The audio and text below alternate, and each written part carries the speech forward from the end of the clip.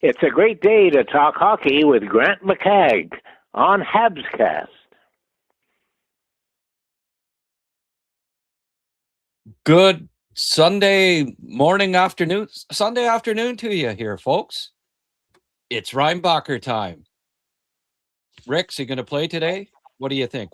Yeah, he has to play. I mean, at this point, there's nobody left unless they want to use unless they want to put Well, Valeno on defense or something like that. But no, he's playing tonight. Third game in 3 nights. Get ready, boy. It's gonna be baptism by fire, as they say.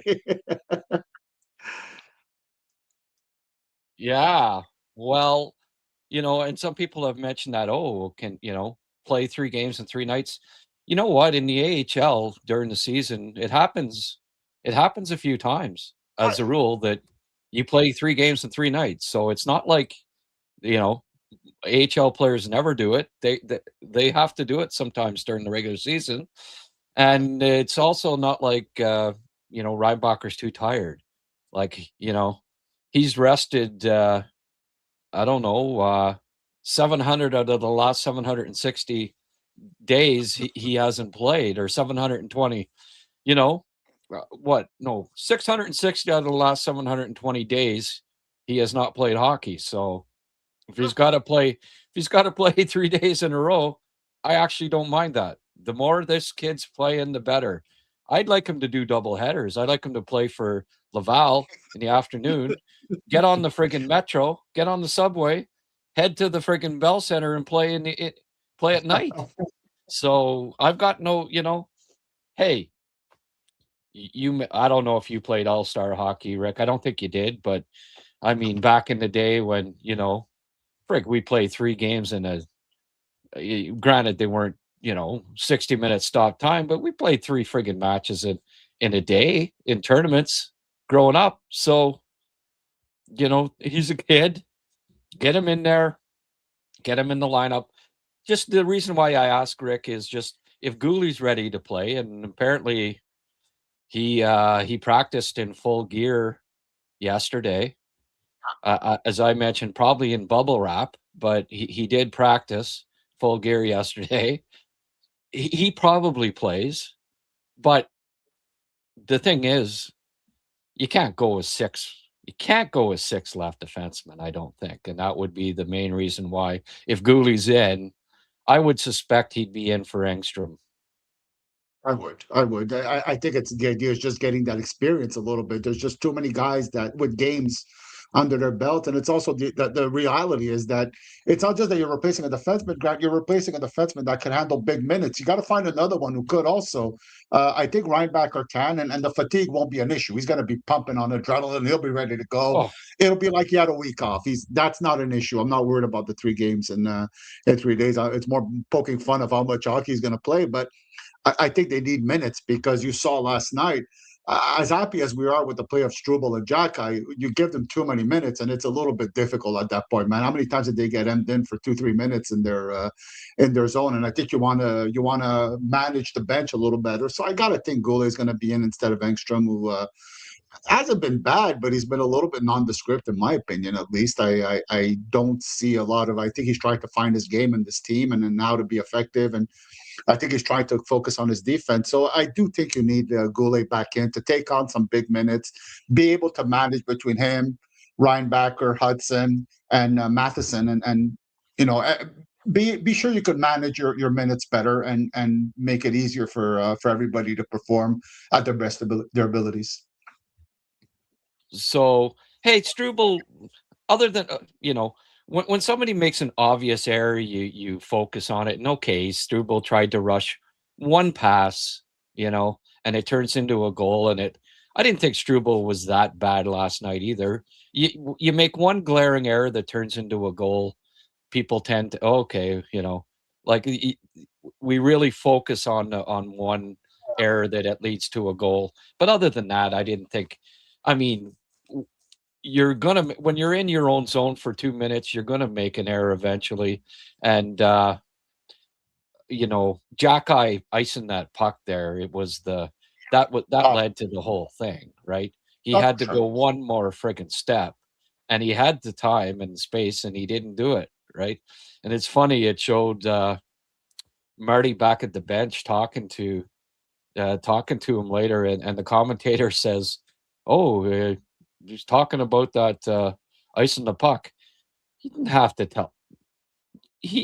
Jack I knows damn well, that's Yeah. not what he was talking to him about.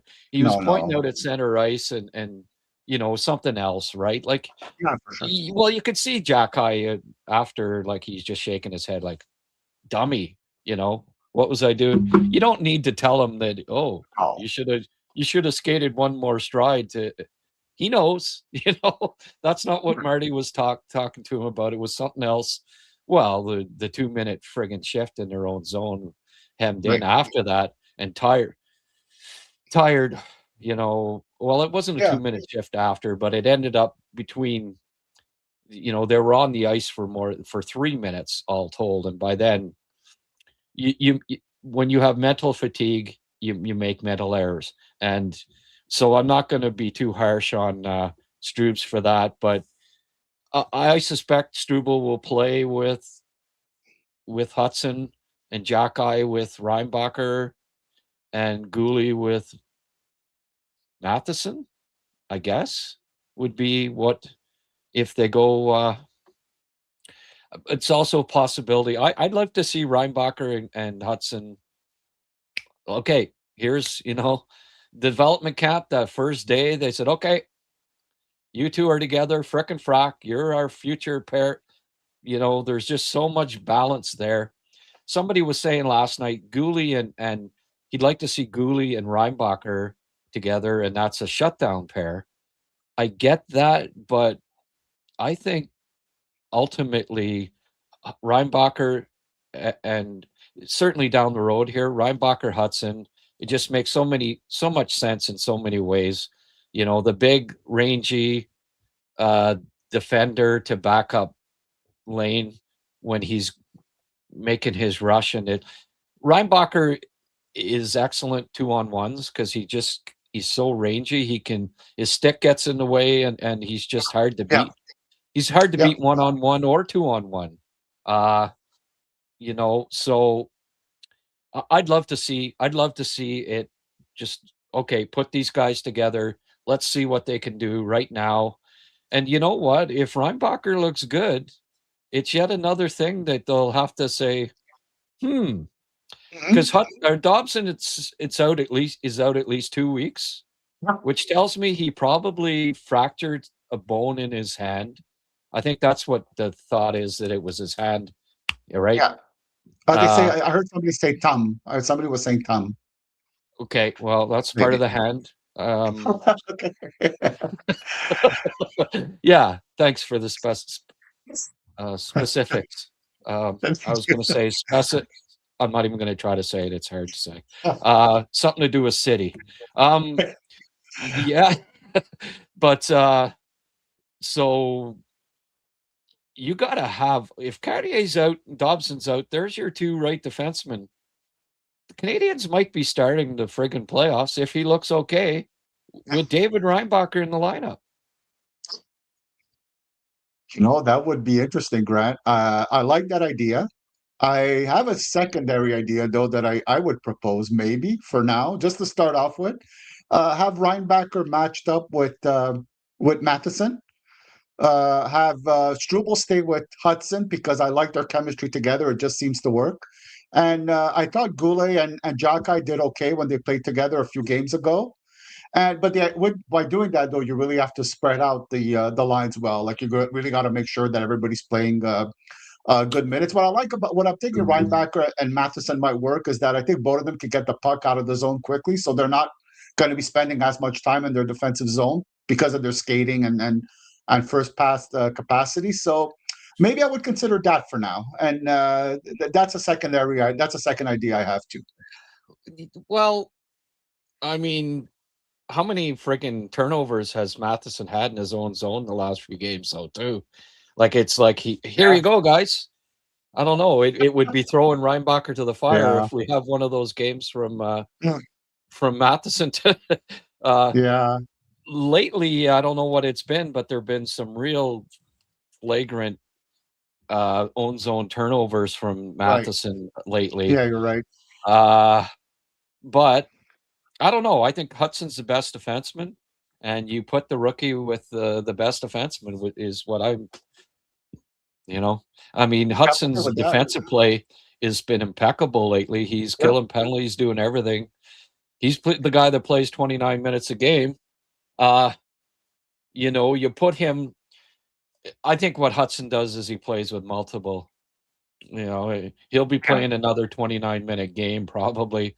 The kid's indefatigable. He can play. Why do I got to stop thinking of these words that are almost impossible to pronounce. He doesn't tire out. There, that's easier to say. And my bad English is rubbing off on you, Greg. Yeah, that's right. Yeah, but Engstrom, you see it. When he's neutral zone, offensive zone, when he's got a little time, great skater, makes the right plays. Almost impossible to get the puck from him when he's got a little bit of time and space, and you see what the effective parts of his game. In his own zone, when it's he's stationary, and he doesn't have the room to skate away from trouble, and he's got to, either make a clear the front of the net, or when he gets the puck, make a quick decision. And I mean, it's tough, man. At this level, it takes time. And you can tell that's where you start to see some struggles with him, that he needs time like every young friggin' defenseman in his own zone under pressure. But that's when you start to see the parts of his game that need the most work. Yeah, that's a good point. And I think earlier in the season, or near the trade deadline, Grant, and you and I mentioned a bit the same thing about it might be hard for Engstrom to get into the lineup on a regular basis for that reason. And you saw that when Newark was in Colorado, where they were hoping to form him into a top 6 player. But when you're competing for the cup and the games are important and you're making playoffs, it's a little bit more difficult to ease in a youngster in the lineup. At times, it's a challenge because you can't let mistakes slide when you're building a team. So that's where I think I always come back to the same thing. I don't know if there's a future for Engstrom in Montreal, because Montreal have a lot of guys like him already, and because he's a puck-carrying offensive defenseman, and those guys have to play with a little bit more of an element of risk than a stay-at-home guy. And for that to be effective, they need repetition, they need games, they need the opportunity to make mistakes and to figure out that middle ground that works for them. So it's going to be one of those things, and maybe you see it a little bit too in St. Louis, right, with Logan Mailloux. We started off with some difficulty, but the team's not doing great, so they kept using him, and then he found his rhythm, and it went really well. I think that's going to be the challenge with Engstrom, is he's going to need 30, 40 games in the NHL before really establishing himself. But Montreal can't afford to do that with him, and they don't have a spot for him to do that. So he's going to have to figure out a way to be effective when he does get into the lineup and trying to get to the puck quickly and trying to skate as much as he can. But it will be a challenge when they get into their zone and he has to really defend, because you do see difficulty. I thought there was some hesitation in his game, a little bit of staring at the puck, unsure of himself, and it's really a problem. And that's when he gets into trouble. So that's the difficulty with a guy like with Engstrom. Yeah. Well, surprised about the Hage news. I'm sure you covered it. Hage? What? What's going on with Hage? I've been away the past few days. Yeah. Well, were you in mourning there, G? It's been a roller coaster for those Flyers of yours. It's actually looking good. I think they're going to make it. Monty as Hudson's partner. You know what? I just went and looked and say, okay, which way does he shoot? And you know what? He's a lefty. So if he was a righty, you know what?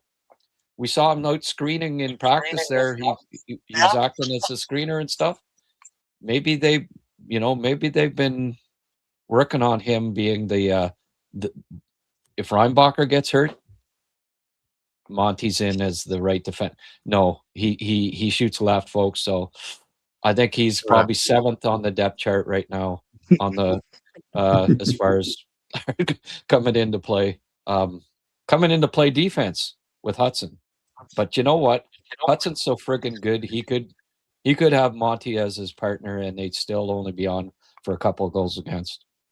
It's true. So let's talk about Hage. Obviously, the news broke last night from Elliot.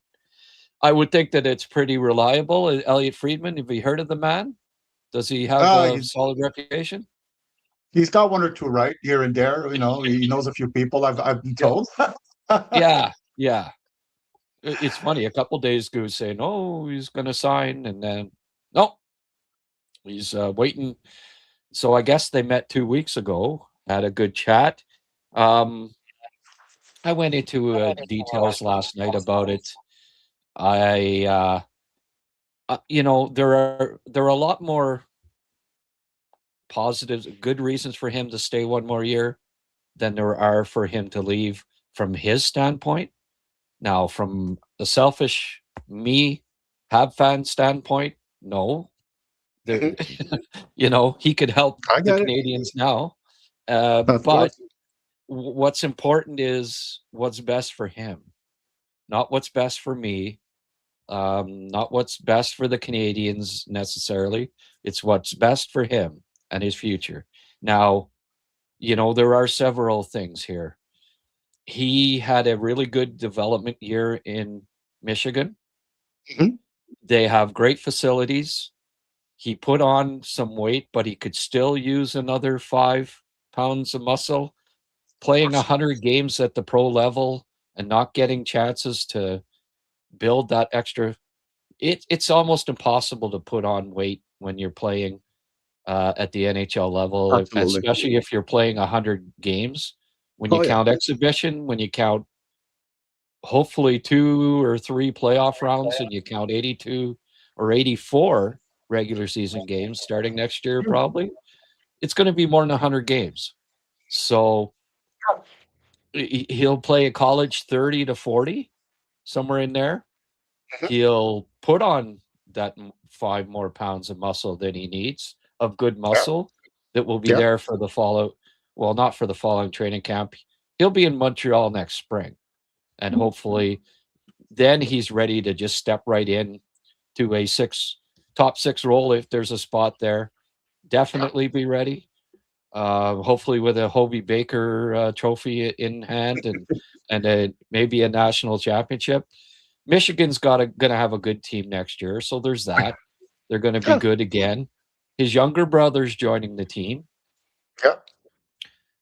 Younger brother, older bro, kind of show him the ropes.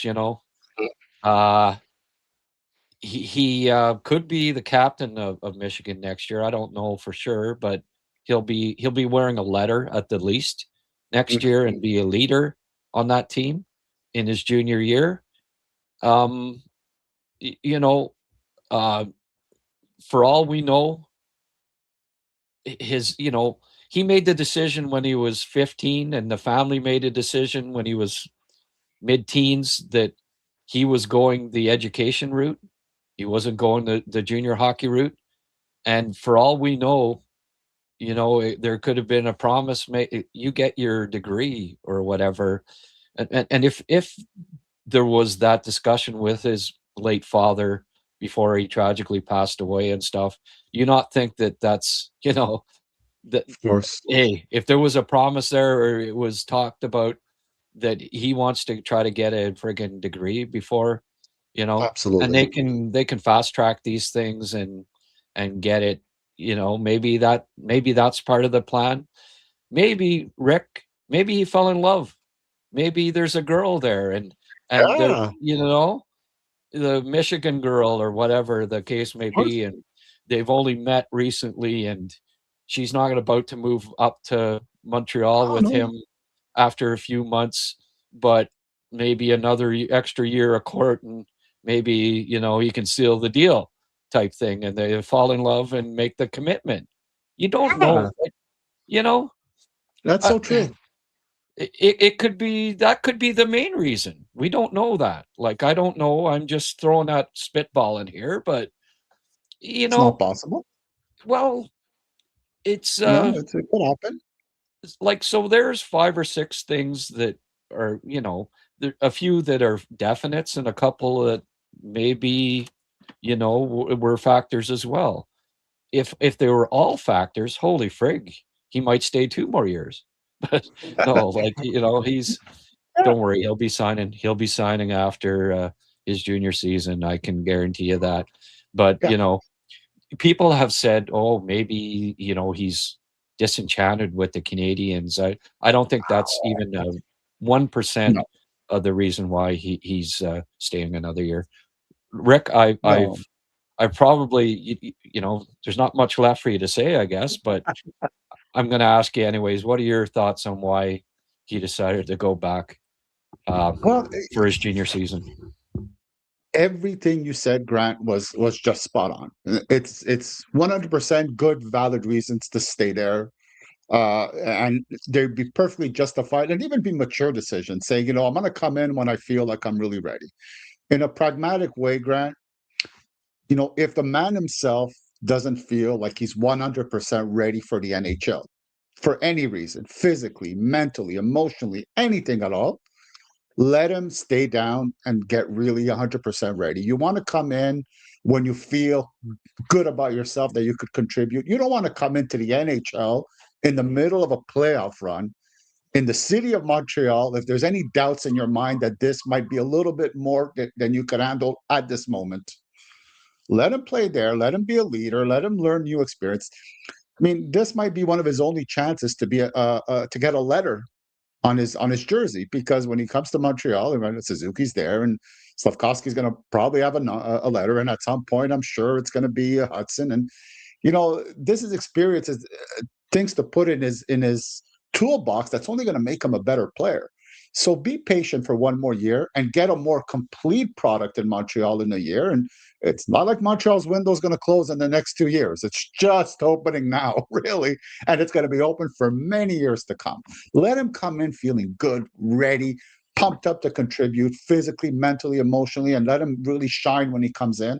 Instead of having him come in a little bit unsure, if he feels like he can't handle it physically in the NHL, man, he's going to play timid game. He's going to have to be careful because he's worried. And you don't want that. You don't want a guy like him playing like that. Let him come in, and I think he's going to do much better next year. He's going to be so pumped up. The team's going to be a little bit more mature with the youngsters gaining more experience. They'll be better able to support him maybe when he comes in. To me, I mean, as you said, I thought he was ready skills wise for the next level.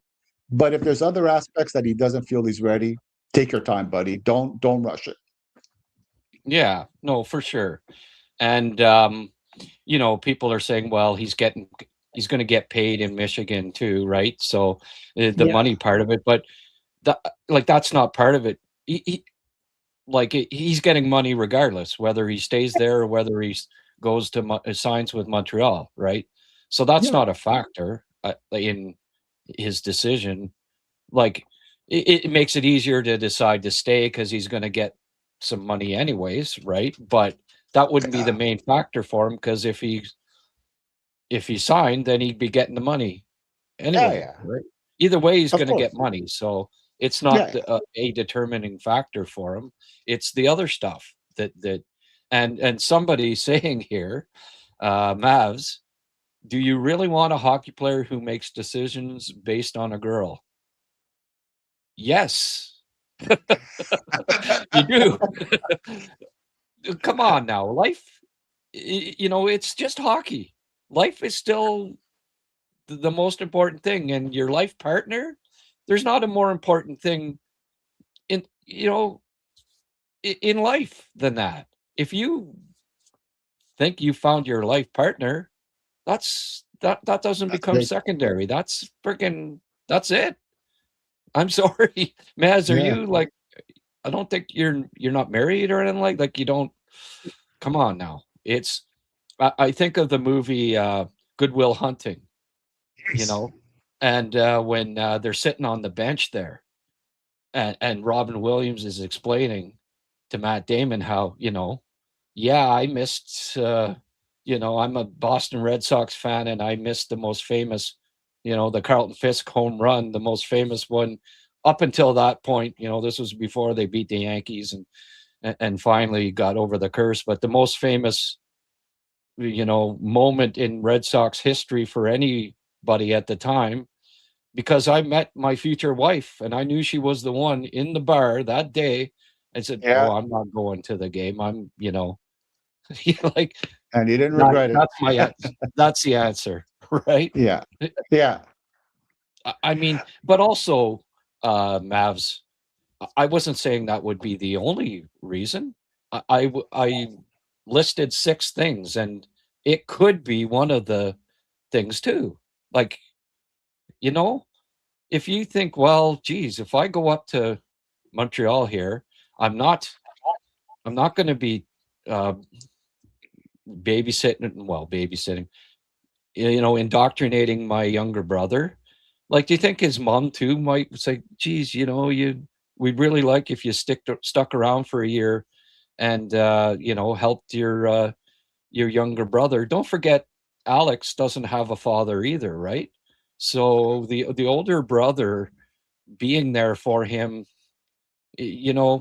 mom probably thinks that's pretty important too. And Alex, Yeah. and so would Michael, right? Yeah. I'm sure they're a tight knit group, having lost their father the way they did, and everything, and that's got to be important for him. Maybe winning another title, the fact that he developed great and put on the right weight and improved so much in the past year. One more year of that is a determining factor. What I'm saying, Maz, is if you throw in, and again, this is just spitballing here. If there is a girl and that extra year, she's going back to college for another year. Well, maybe, one more year. Yeah, it could be a very important factor. It's you're talking you only play hockey till you're 30, 35.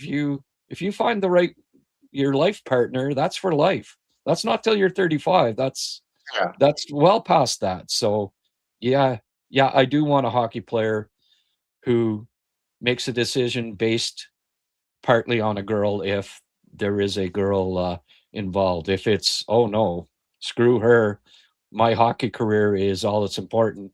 I don't know that that's the best character trait, to be honest. I'd rather the guy that thinks that looks at the whole picture.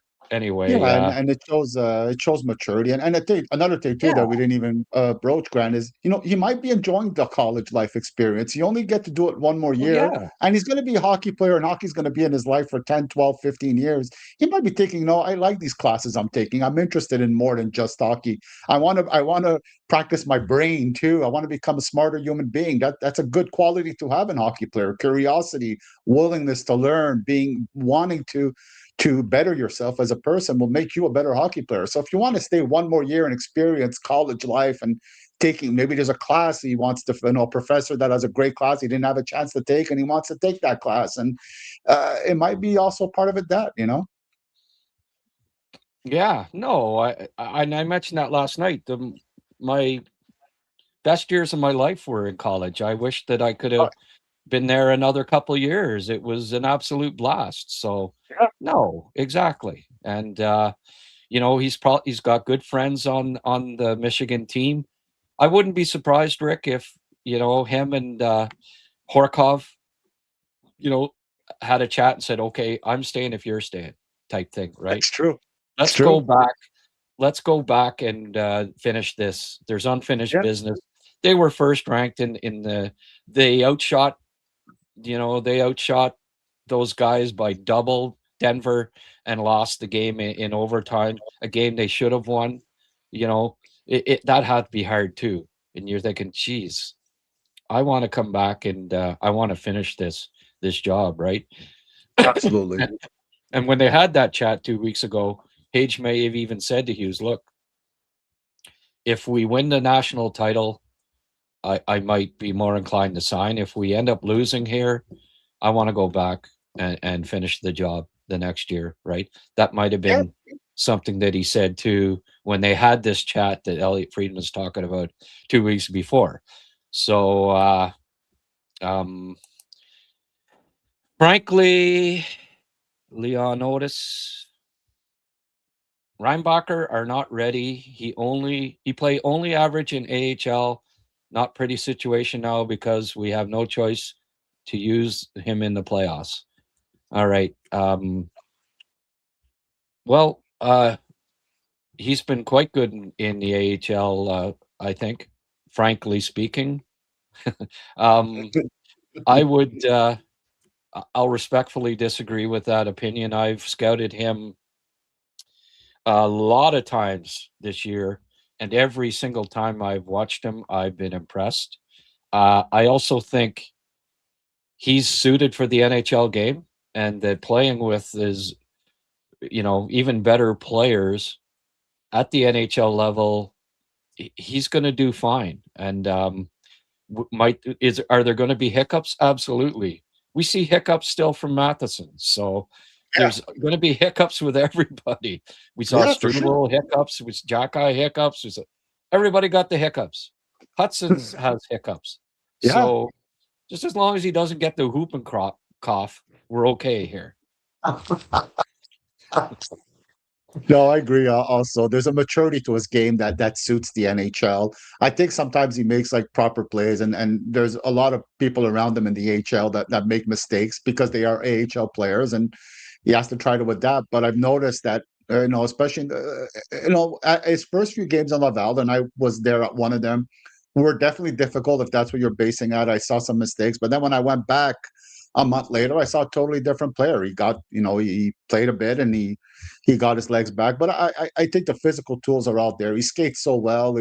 His gap is excellent, and he doesn't make a ton of mistakes. So I think what some people see is that is he spectacular in the way he plays? Is he the most noticeable guy every time he's on the ice? No, not always. But he doesn't make big mistakes. He doesn't make, and he's usually good enough. If he has a little bit of a hiccup, usually quick enough to recover on his own. So I think he's NHL ready. I wish it would have happened a bit sooner so he could get a few more games in the regular season and just start in the playoffs. It's not the best way, but it's also a time for him where he could really shine in that situation. So I'm not discounting him playing really, really well come playoffs time. You just don't know. I just know he has the tools to succeed. That I do know. Yeah, no, for sure. Look, we can say he's not ready. We can say he's ready. We'll find out, right? We're going to find out. Yeah. We're going to find out if he's ready. We can opine all we want, one way or the other. Well, let's see. We're not going to know till we see him. So, the guy's saying he's not ready could be right. Me saying he's ready could be right. We don't know. We will find out soon enough. So he's not going to be the first top 5 defenseman picked in the past 19 years not to play before the age of 22. I'm glad about that too. He's gonna get in there since Thomas Hickey, 4th overall pick, LA, didn't play till he was 22 years of age. Yeah. Reinbacher's not going to be the next one. I'm kind of glad about that, actually. Yeah, there'll be look at that negatively. What's that? Yeah. Well, I think we agree too that Thomas Hickey was initially also a stretch in the top 5 too. So it's understandable they didn't make the playoffs until 22. Right? Yeah, I mean, a good top 5 pick to be a hockey broadcaster, an analyst in the future, but top 5 pick to be NHL defenseman, no. He's good. He's good behind the microphone. By the way. Yeah. Dobson being out at least 2 weeks, Goalie not being 100%, Carrier out. Not a good way to start the playoffs. No, but you know what? Montreal's 9 deep in defensemen. I think that can play in the NHL. So 3 guys out, next 6 step up. Yeah. Or 10 deep, I guess, maybe. Yeah. Well, no, 9 deep, and that includes Goalie and 2 guys out, right? I think Goalie, I think he's probably ready today. Everyone's been saying that if these had been playoff games, he'd be playing. So, they've been exercising caution, and I don't know what's wrong with Goalie, but let's hope he plays today. There's a possibility Engstrom and Reinbacher play and Goalie doesn't play again, but he did Maybe. go on the. Apparently, his equipment wasn't in a stall. That was a big report from Eric Engels last night. Okay. So I guess he went. They wouldn't fly him down, I don't think, not to play. But Yeah. go One Habs thing too, 29. Grant, if I may say something very No, quickly, I'm sorry. no, The good news with Dobson's injury is it's not like a ligament or a muscle strain that you don't know how long the recovery will be. It seems like it's a bone. When the bone heals, it's healed. We move on. Like it's there. It's not gonna. It shouldn't linger. And as for Goulet not being 100%, maybe, but I suspect around 40% of the league or 50% of the league is not 100% at this point of the no, year. So exactly. it might be a situation where they just said, look, Goulet's been injured a lot. Let's give him extra time to recover and make him as ready as we can become playoff time. So I just want to add that in. No. And I was kidding about you not being able to talk. I'll let you say a couple things today, but just don't. Thank you, sir. Okay. On a more positive note, I'm looking forward to the start of the Rhino era. Yes, Yes. absolutely. If this game was in Montreal, Rick, I'd be going down. I went Oh, to yeah. Rhino's debut in North America in Laval. Okay. I went to Demidov's debut last year against Chicago in Montreal. Yeah. If this game was in Montreal, I'd be going down Oh, to it, wow. but I don't have much inclination to go to New Jersey at this point I think the game's in Long Island tonight, isn't it? or sorry, is it Long Island? Okay, yeah. I thought it was the Islanders, maybe. It's Oh, it is the Islanders. Islanders, I think. Yeah. Oh, geez. Okay, right. Yeah, it's Islanders. I Yeah. don't know why I said New Jersey. You know what? I got to change my. Oh well. Yeah, you know what? I get more people replying when I have I have it wrong anyway, so maybe I'll just keep it.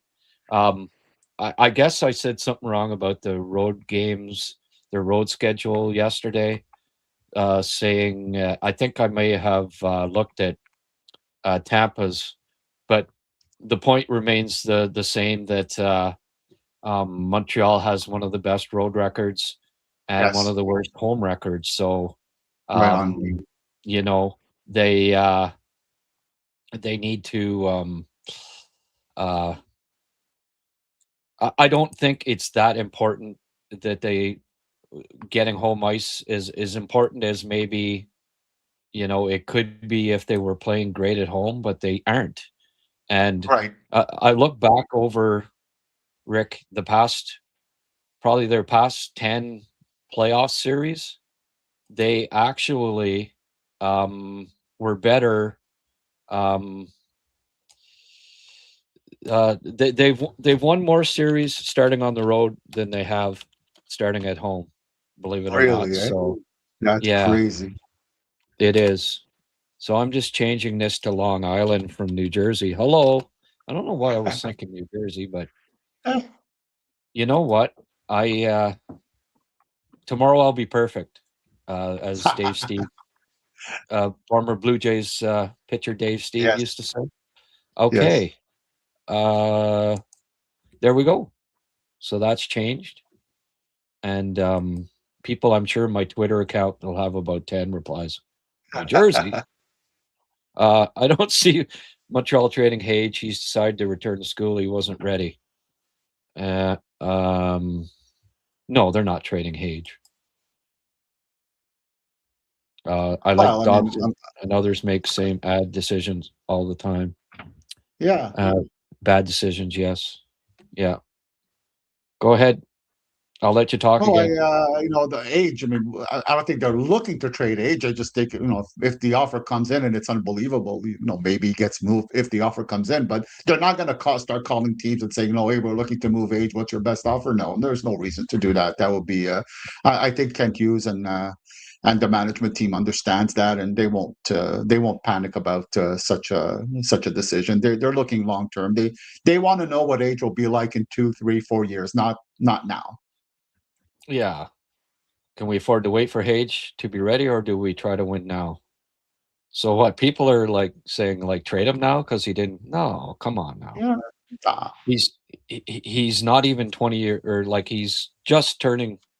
He's just a kid. So let's just be patient here, and you know, him returning to college is not a bad thing. yeah. TJ Hughes signed with the Avs. Yes, he did. Yep. Yeah, he wasn't signing with Montreal. It just didn't. There wasn't a fit there. And people were saying, "Oh, well, why would he sign?"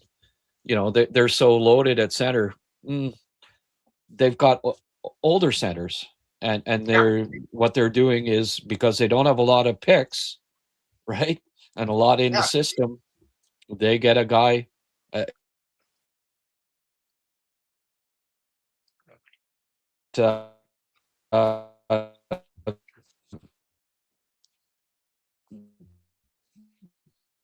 2 or 3 years down the road, maybe. Like Kadri's not going to be there for 3 years from now. No. There, I'm back. Um, Somebody's saying here, Montreal can wait. They aren't winning now. Hmm. Who knows? Maybe they aren't winning now. Maybe they are. You don't know that for a fact. Let's try this here, Rick, and see if we stop having these issues. Sunday's a lot of internet traffic, so every now and then there's a glitch. Please bear with us there. They tried Mathis and Goalie at some point, and they were pretty bad together. Yeah. Well, we'll see. Goalie, Jackeye, Matheson, Engstrom.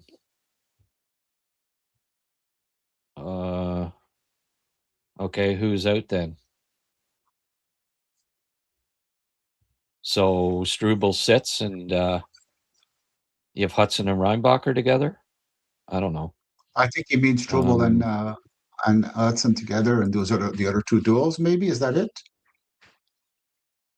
Well, unless Struble he's and saying that Hudson. Reinbacher doesn't play, then I don't think that's what he's saying, Rick. But Okay, anyway, I don't know. yeah, you should have listed all three pairs, Jacques. That's only four defensemen. I hope they go with six. I hope Hudson and Reinbacher aren't sitting. Just throw him Dobson minutes and we're good. Yeah, well, we'll see. Broken thumb.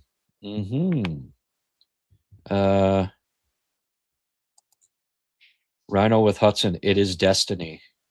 I like it. Yeah, I do think that's the duel of the future. Really, I think maybe for a first few games there, I thought of putting him with Matheson, but I think for the next few years, Reinbacher and Hudson just makes too much sense. Reinbacher is really good defensively. He'll cover for Hudson without killing his defense because he moves the puck really well and he skates really well. He'll also be able to be supportive on the offensive zone and the defensive zone. So it makes total sense. Well, I think Reinbacher ultimately will find his full, true offensive potential playing with Hudson Yeah. too, right? Oh yeah. As Oh you yeah. say, like the offensive, Reinbacher has some, when he's playing with like Toby Bisson and, like you can name Del Gaizo and stuff. He's not playing with Hudson. So his point totals aren't great, but you put him with a player as multi-talent. Like Reinbacher could get 20 secondary assists alone. Just here you go, Lane, Agree. and there you go, and passes it. Agree. So Yeah. Oh yeah. it'll help him find his offensive confidence too, playing with such a well-rounded player. Yeah. John, thank you, John, for the $1.99 super sticker. Always appreciate you folks that contribute monetarily. Kyle watched your Flyers torch the Jets live last night. Yeah, GJG's back after 7-1 win, eh? You come out of mourning there. Like I say, it's a roller coaster for the Flyer fans right now. I can feel your pain because Canadians been on a roller coaster pretty much all year. Yeah. So Tommy says, I thought Engstrom was tentative with the puck. The more he plays, the more confident he will become. It will take time. Yeah, absolutely. But he might be playing somewhere else. Montreal doesn't, they're not in developing players mode right now. They're in winning. And there are 5 left defensemen ahead of them or whatever. So it just a numbers game tells me he's not impressing enough to say, okay, he's going to play ahead of Jackeye or Struble anytime soon, right? Yep. So, exactly. I think what we've seen is that he is slotted right where he should be right now. He could always change his mind and sign in the fall. Hage? No, he's going back.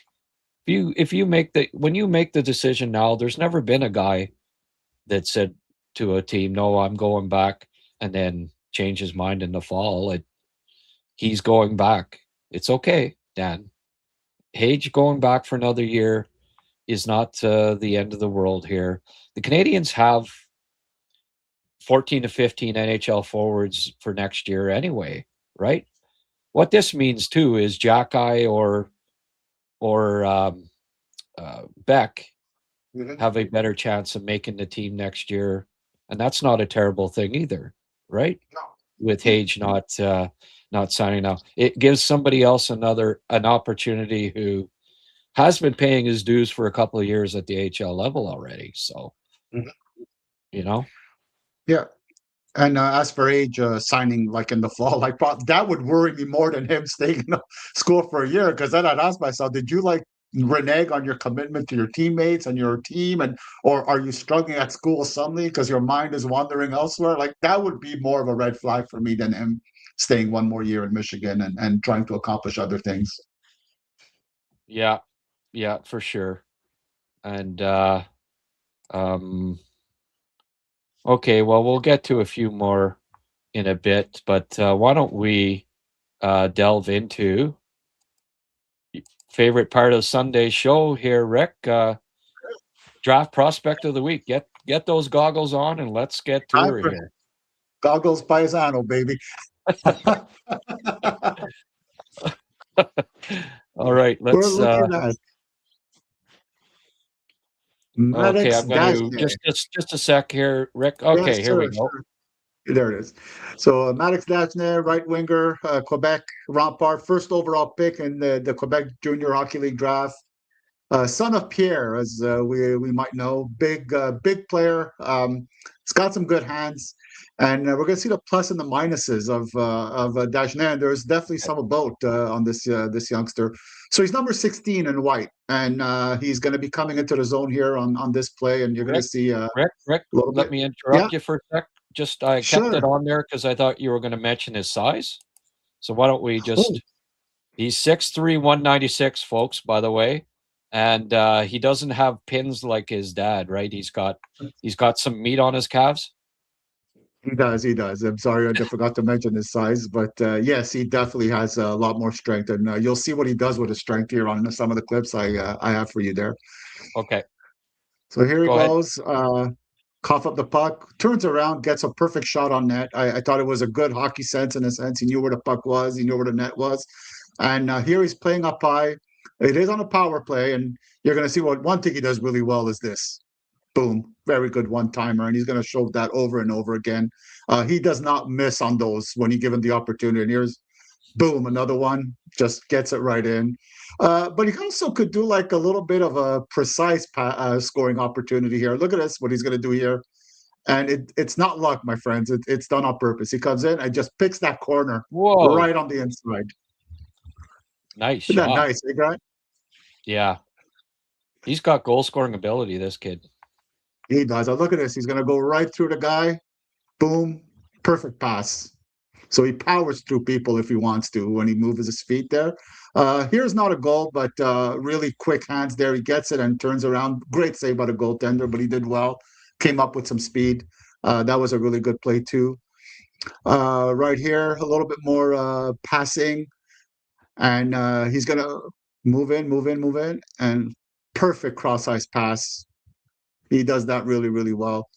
You want to see a bit more of his power game? Here it is. Puck in deep, goes 1, 2, 3 guys on him, right through them like nothing. Nice stop and a perfect pass.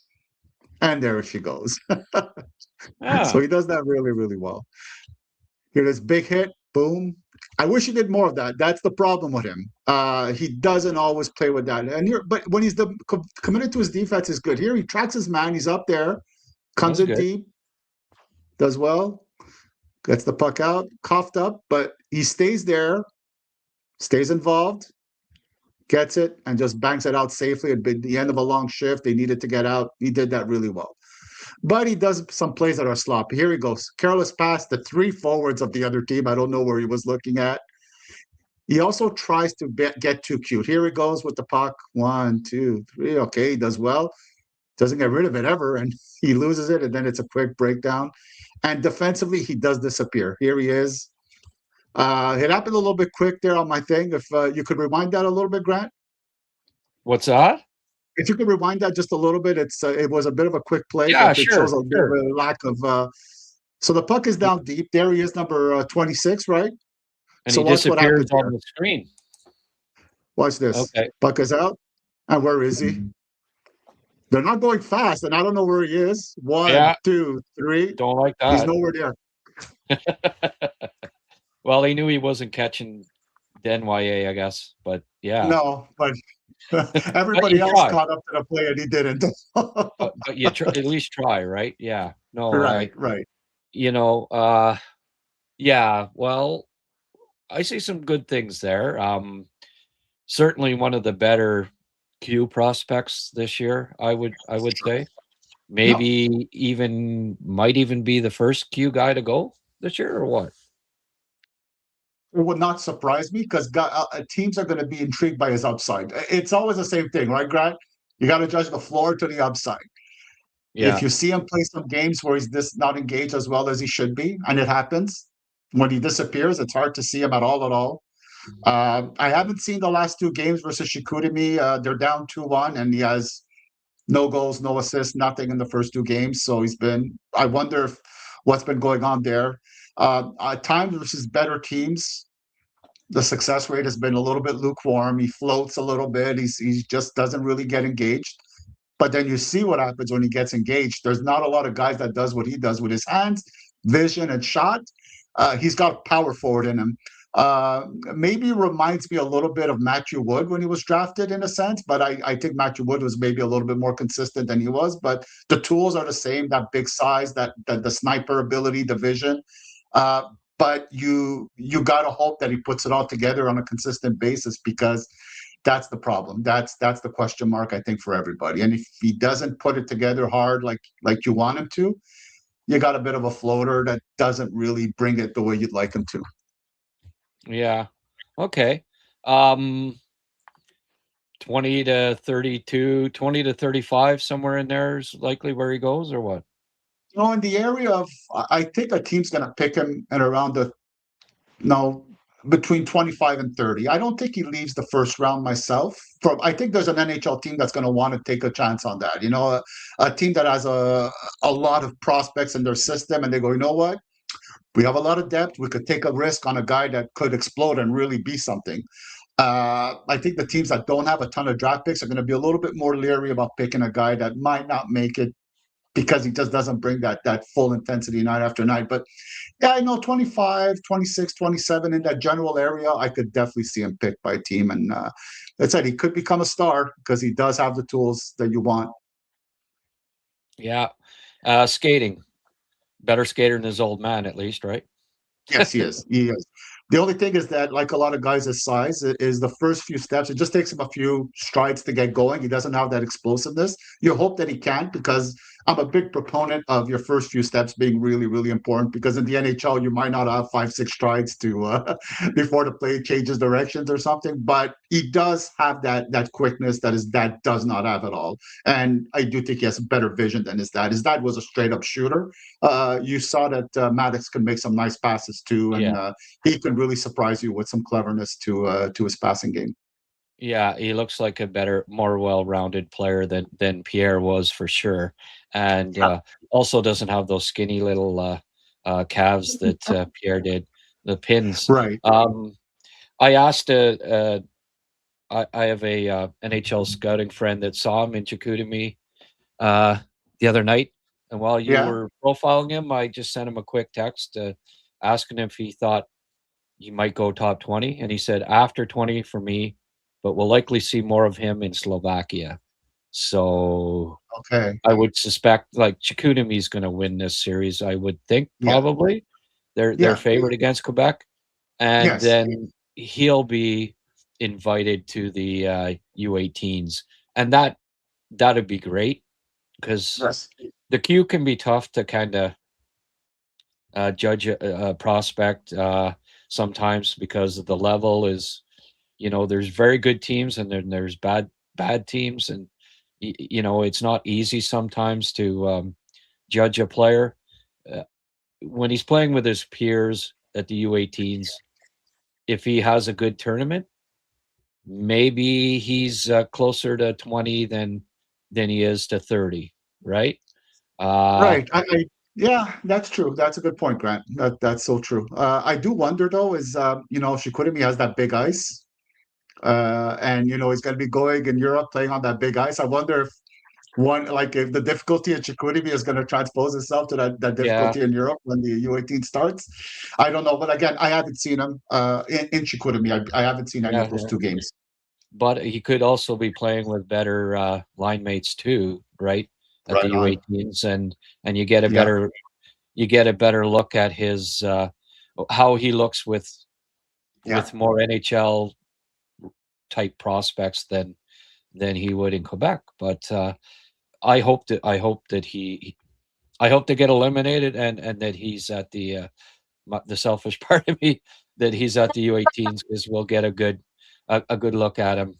He's better prospect than the kids on that are in Chicoutimi.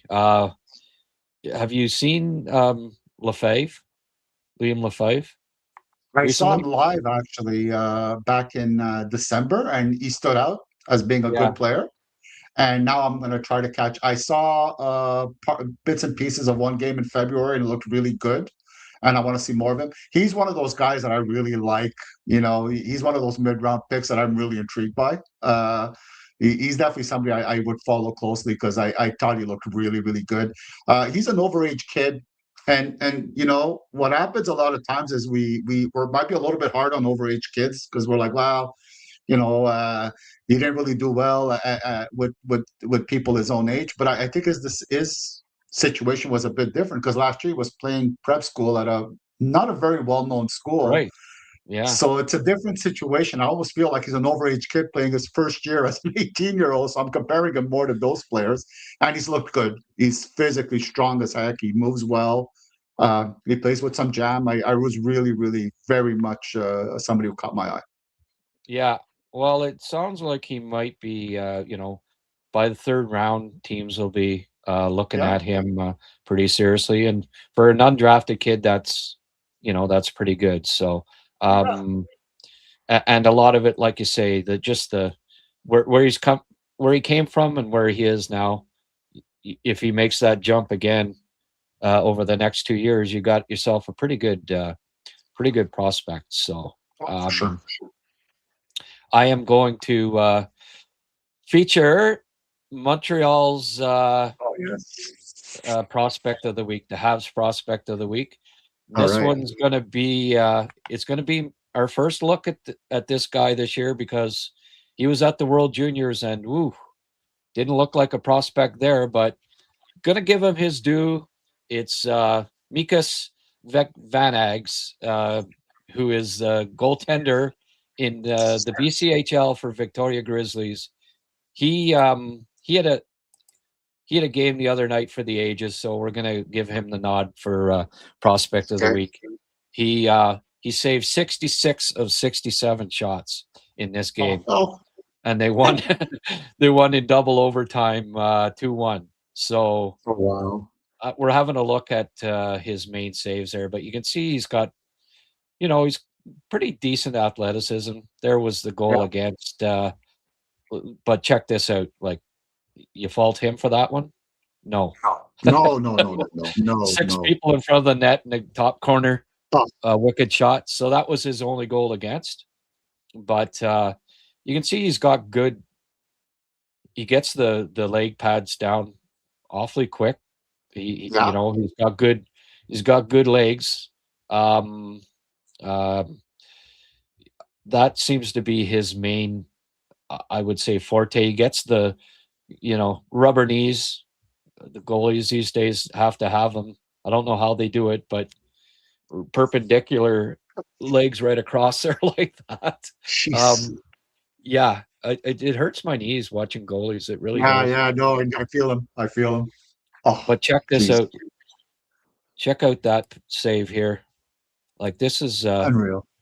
It ended up being called off. He hit the net off, and then they put the puck in. But that initial save, Rick, on that was outstanding. And ref says, "Oh, we'll have a look." I guess he thinks he's a soccer ump or something, and he called it off. And that guy's complaining, but you can't. When the net's off and you put it in the net, it's not a goal. But check out that, how he got across there. Unbelievable. Yeah. So he does have obviously has some decent athletic ability. Here's the behind the,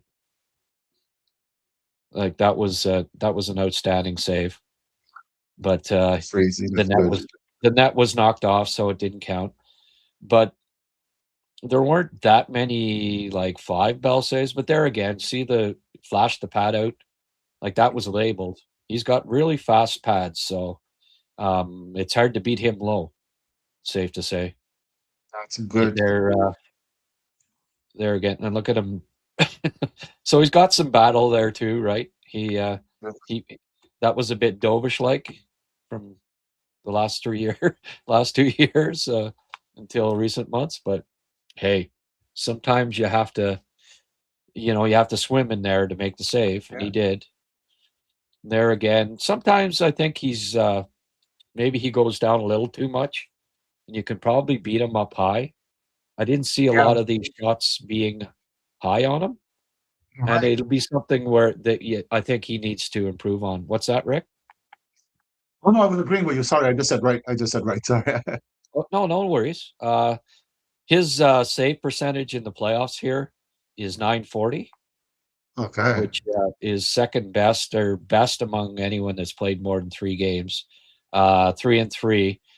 But it's funny. I did this video last night.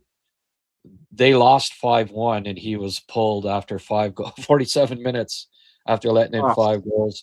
But in his defense, he faced another 47 shots. So he's getting inundated here. Certainly getting trial by fire. I assume he's going the college route next year. I don't know. Maybe, Rick, you can Google that. Just say Vanag's commit and see if perhaps he has committed to a U.S. college. But I unfortunately don't know that. I should have, if I'd have had more time, I would have looked that up. But one assumes if he's playing here that he may be going the university route next year, but I don't know for sure. But you can see here, look at that one. Very, I'm going to back that up because that was. That was nice great. Nice glove. Yes. Right there. Yeah. and this is of course in the OT, second OT.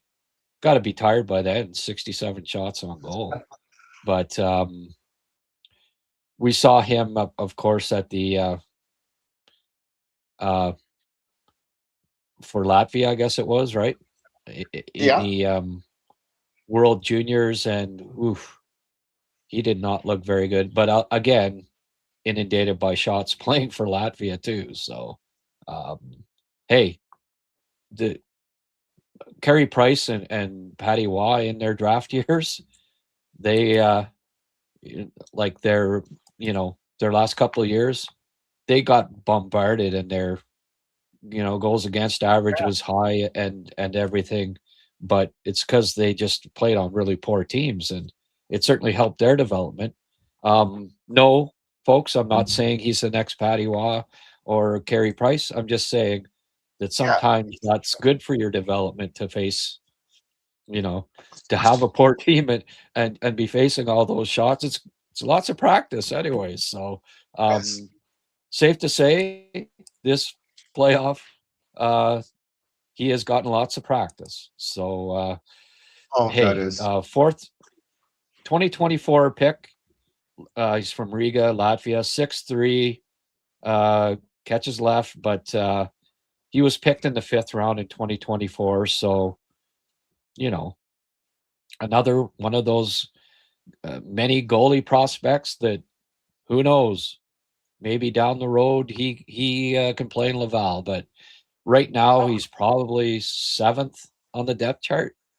You got to have Cornway certainly ahead of him. Volokin. There's a few guys that at this point, even Miller probably ahead of him on the depth chart. Radkov was a higher pick, but had some struggles this year. But somewhere down there is where he lands. Yeah. 905 save percentage in 19 games for Victoria this year. He played 6 games for in the queue. Newfoundland had an 850 save percentage. So, That was tough. but it's nice to see him. It looks like he's improving. He's having a good playoff. Darren Drager even mentioned him, and I think you retweeted it yesterday. So, people are taking note of just how great Wow. a series he was having up until last night when he Right. gave up 5. But as VDoc says here, 180 saves last 3 games, 78 last night. Oh, okay. Well, I looked at the BCHL, and I think he saved 47 last night, VDoc, and got pulled. That was what Saturday. I'm looking on the BCHL website. They lost 5-1, and it does say that he got pulled after 47 minutes, 47 saves, or 42 saves on 47 shots last night. So I don't think he faced 78 shots. The team itself faced 59. So they're Yeah. not a defensive stalwart. It's safe to say, but No. you know. No. I Anyway, face nice something else though. nice to give him a nod and on he's been inundated in this series, and Yeah. his save percentage is 94% in the playoffs, and that's notable. And here's hoping that he is improving as a prospect as we speak. I guess you didn't I did. Google that, eh? I did. I did. Oh, Yes, what did he's going to Maine. he's He's going to play. Maine Black Bears? Yes. All right. Well, hey. Yep. Marty will like him. Yeah. He's going to be a Maine alumni. He'll be that'll give him a notch in his belt right off the bat there. Oh yeah, you're a Black Bear. Let's give you an extra exhibition game here, young man, when he's 24 or 25. Well, we'll see if he's ever even signed. The Canadians have so many goalie prospects now. It's hey, embarrassment of riches, right? But I saw many Rocket games this year and admit he's improving fast, but not sure he's ready for NHL playoff hockey. Yeah, well, we may find out, Michelle. That's the fun part. That's what Insta guy was saying. Maybe he was wrong. Sorry, saying, oh, okay. Yeah. Well, I think the BCHL stats are probably pretty accurate, right? Sometimes when you say Insta guy, you mean Instat? I guess you mean? No, I think it's Instagram. Oh, maybe an Yeah. Insta. Oh, well, no, nobody's ever wrong on Instagram, Rick. Maybe this one time, maybe this one notable exception. I've even been wrong on Twitter a couple times, Yeah. Rick. It happens. One thing about this young goaltender, Vagnagas, as you say, is I gotta Phoebe. respect his passion to make it to make it far, because I mean he's played since 2023. I see he's played in Latvia, he's played in Sweden, he's played for 2 Quebec Junior Major Hockey League teams, 2 BCHL teams. He's going to Maine next year. This kid's hungry, man. He's gonna do Yeah. everything he can to make Yeah. it. My gosh. He can write a travel book at the very least if he doesn't make it in the yeah, for sure. Do I still think they made the right choice by taking Reinbacher over Michkov? Well, why? Because Michkov had like 3 points the other night. I love how people, react to, oh, Michkov had 3 points. So you sure? Yeah, I always base it on one good producing game. Yes, tomorrow if Reinbacher gets an assist, I'll have him back ahead. I yes, I do still think they made the right choice taking Reinbacher over Michkov. Michkov, he's got to get faster. You know, he's a smart player. There's no doubt about that. He's skilled. He's going to get points. His goal last night deflected off a guy and was kind of lucky, but that's fine. Right. Yeah, I think Reinbacher just in general will be more valuable. Defensively, bigger minutes, help you win, especially at playoff time. We'll see with Michkov. It's too early to be definitive one way or the other. He can bounce back next year if he gets in shape this summer. He's fully capable of being a 40-goal guy in the NHL, and we'll see. But even if he is a 40-goal player, I think there's enough parts of his game that aren't great that I still think Reinbacher could be a 22 to 25 minute shutdown, all-purpose, minute munching right defenseman, and that trumps a kind of a one-way 40-goal scoring 5'10" winger for me. But we'll see. I mean, Michkov hasn't shown that he's going to be a 40-goal scoring 90-point NHLer yet. If he becomes that, then they'll be close. They'll be close as far as value. But Montreal, like, where is Michkov's place in Montreal's lineup? He'd be at best the fourth best winger. Yeah. He wouldn't be better than Slav, Demi, or Caulfield. Right on. Reinbacher is going to be either number 1 right D or number 2, I believe.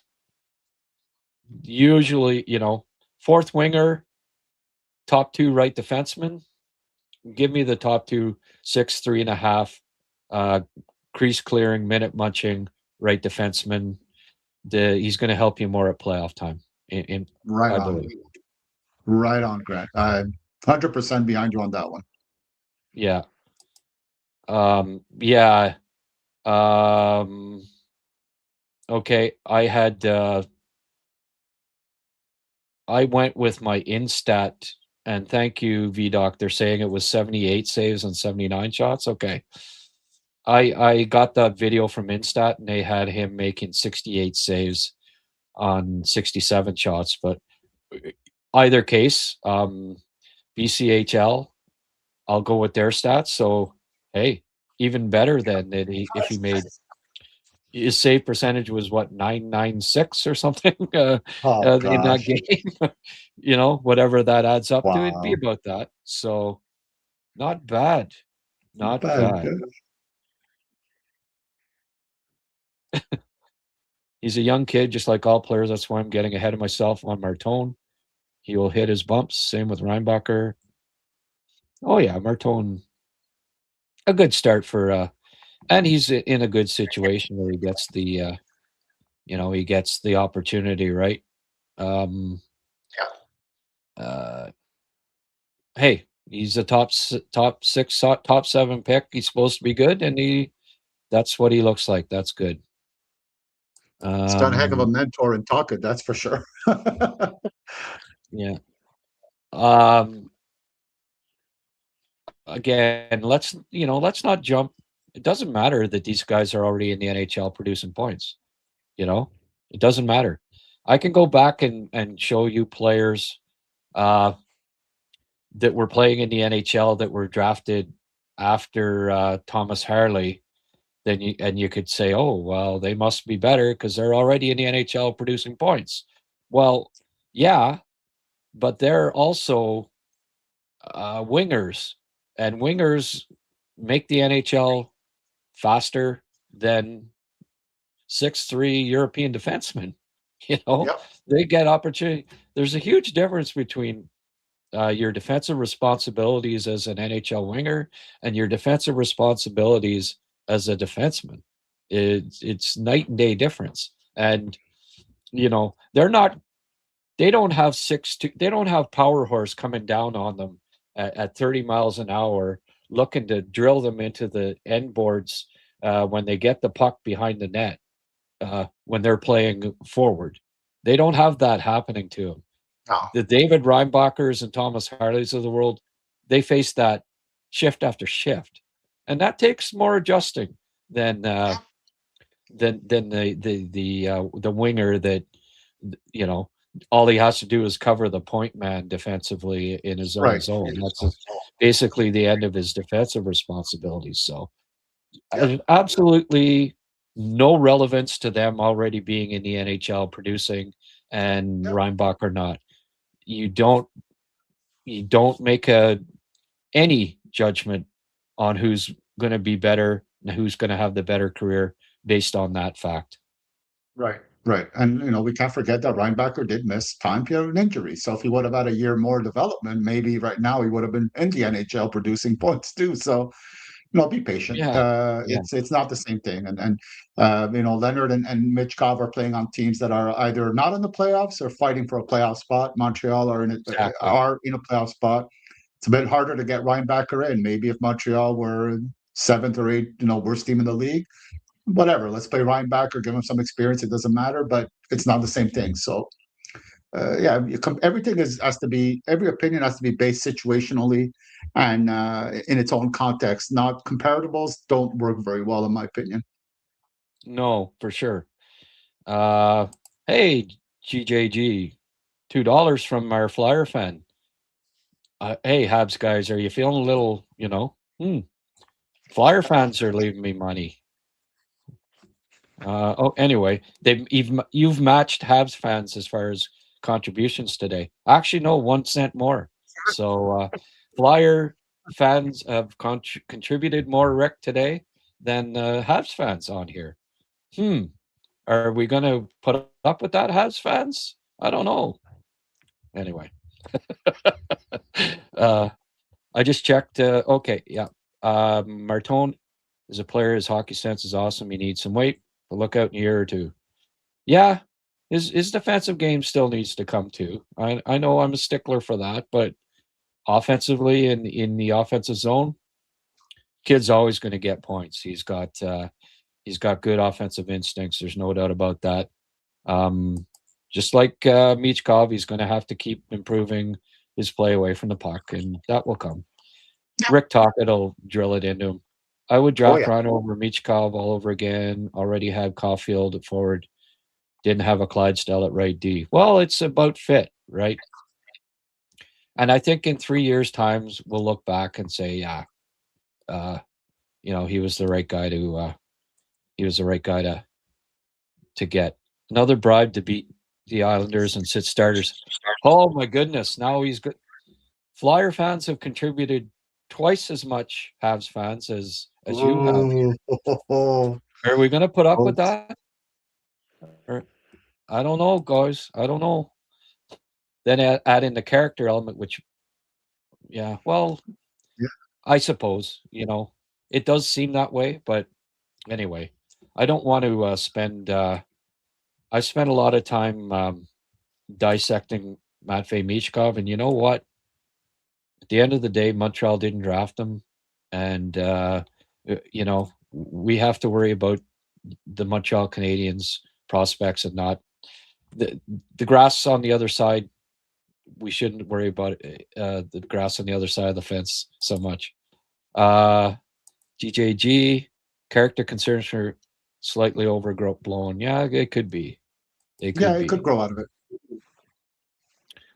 Don't talk about Michkov. I have 5 other podcasts for that. Yeah, there you go. Yeah, don't feel obligated just because there's a Flyer fan on here to denigrate. Hey, I gotta back up my my benefactor on here. Like he's the guy. He's the guy contributing the money. So hey, he's off on GJG here, has fans.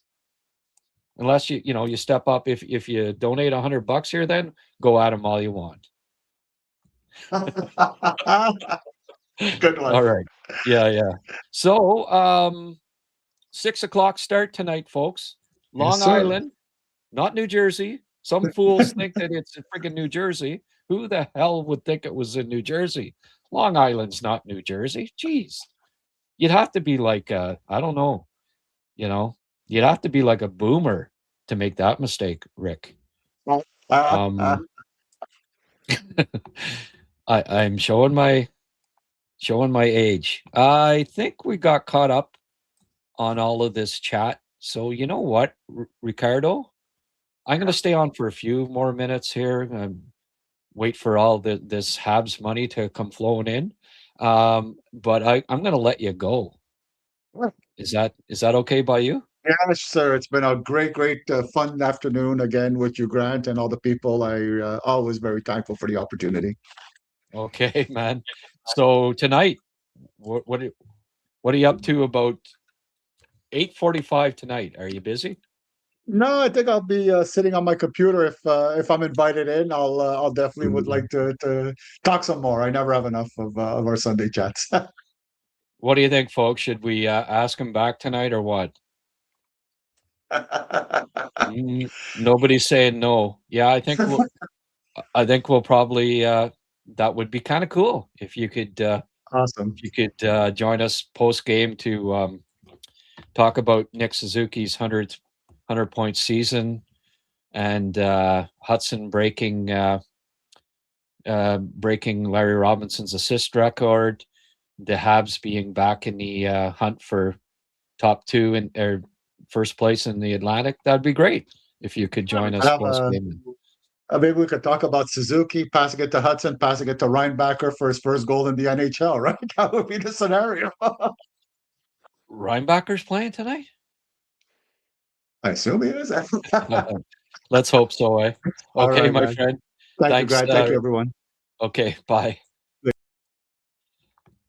Enrico Springhetti. Ricardo Enrico Springhetti. Always fun having on the Enrico man. Don't forget to like. Yes. Jacques, I make a lot of typos, but man, you're giving me a run for it today, buddy. I think what Jacques trying to say is hit the like button, and I couldn't agree more, Mr. Lachance. This is your last chance says Mr. Lachance. How many more AHL call-ups do we have? Not too many. Who do you see getting called up next at forward? Well, once the regular season ends, VDOC, it goes back to 0 or whatever, right? So I don't think it matters. Like, you think, Beck being called up before the end of the regular season?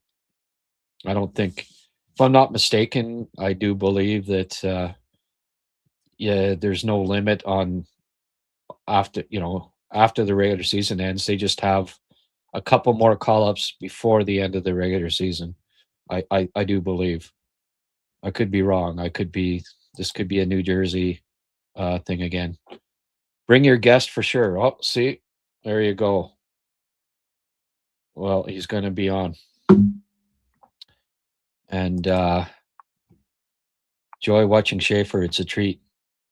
Oh, listen, Schaefer's going to be win the Conn Smythe. No, maybe not this year, but some year.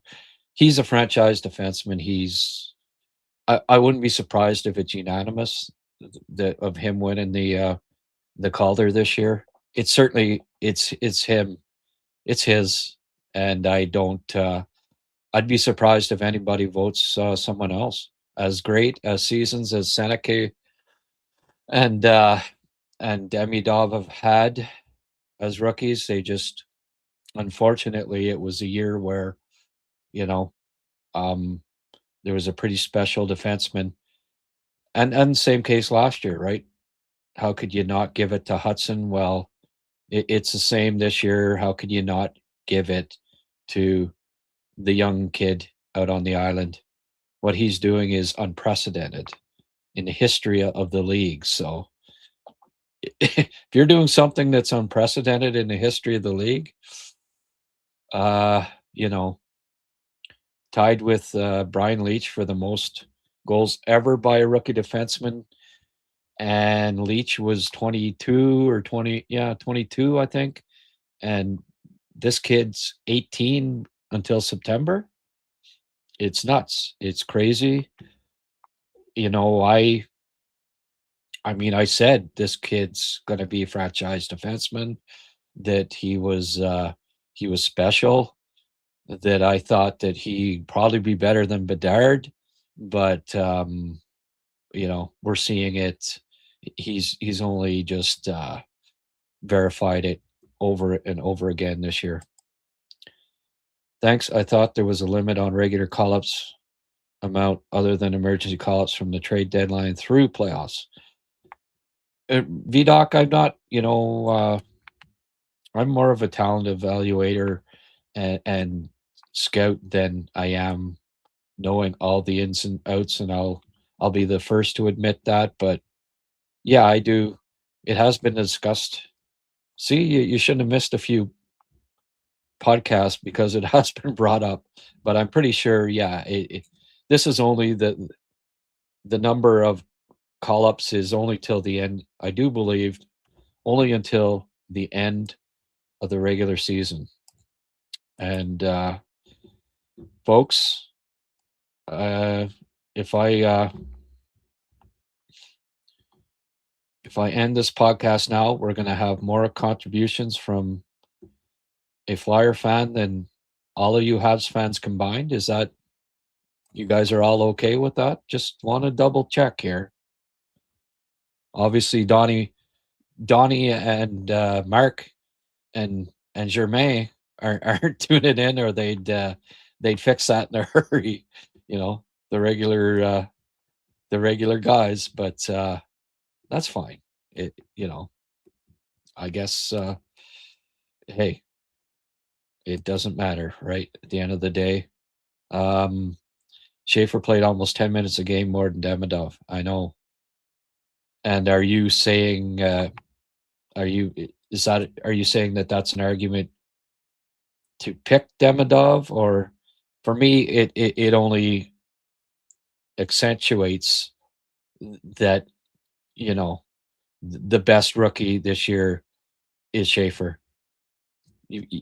you're an 18-year-old defenseman playing 25 minutes a night. I don't care if he's got 0 points. That I give the Calder Trophy to that guy, because that just ultimately shows his value to his team. So people that make that as an argument for why you would give it to Demidov, for me, it's the opposite. It's the most valuable rookie to his team, basically, is how I judge it. And there's just it's not even close, folks. If that's your main argument that, well, he plays a lot more, well, then he's more valuable, right? But it's not 10 minutes either. Like, it's probably closer to 7 or 8 or something like that, as far as ice time goes. But again, that's a poor argument for saying that, because as far as I'm concerned, Demidov would have to have like 25, 30 more points than him to be getting it. 15-27 is what Demi has averaged this year. Yeah, it's close to 10 then, right? But again,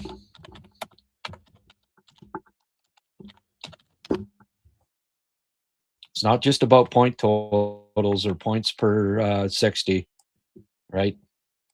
It's the whole kit and caboodle. And the fact that Schaefer is the number one defenseman at 18, playing 25 minutes a game, 24-39. So yeah, it's 9 minutes and 12 seconds. So close to 10 minutes. You're right. But again, that's, two different positions, right? The fact that Demidov's points per 60 or higher, well, they're supposed to be. They're supposed to be significantly higher. Bad karma to be outdone by Flyers fan. Hey, John. Yeah, at least John, man, you're right. John, by the way, is the one Habs fan that made a contribution. So, he has the right to weigh in on this. No, you're right, John. Didn't want to come right out and say that, but yeah, bad karma. Will Seneca or Demidov get more Rookie of the Year votes? Oh, I don't know. I think they'll be close. They've both had very similar seasons. I think Demidov being in the East and being seen maybe and a little more touted will probably give the edge. He'll end up maybe getting a few more votes than the kid out west that, a lot of the Eastern media members that will be voting maybe don't get to see him nearly as much as they saw Demidov. That might end up weighing in Demidov's favor when it comes down to the second place votes, right? But yeah, I would think that I would say I expect Demidov to finish second in the voting. Does David play tonight? Crown of Thorns. Yeah, I would think so. I don't think they go with 6 left defensemen. And Engstrom wasn't great last night. He probably comes out and you see Reinbacher. I would think he'll be on the right side. You got to have somebody that can shoot right. You guys together are awesome. Thank you, Kyle. Rick's I like doing podcasts with Rick. I'm lucky to have him come on so often. I'm very fortunate. I feel blessed that he's available as often as he is. And yes, I do think that there is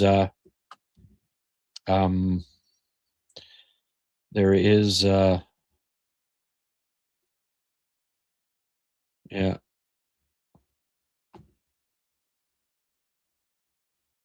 Somebody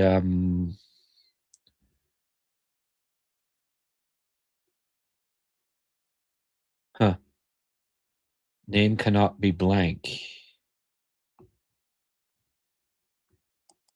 I don't know what this guy's trying to. He's saying 100 NHL games. How about 50? Seriously, how about 20? Okay, then 10. So what about one game? No. Somebody, I guess, trying to say that, hey, this guy can't be any good, right? Because he hasn't played an NHL game yet. Well, obviously somebody that doesn't know hockey too well. The fact that he was injured all last year didn't have anything to do with it there, buddy. The fact that he's a big European defenseman that the Canadians didn't rush, I would say is a little more pertinency than the fact that he hasn't played a game yet.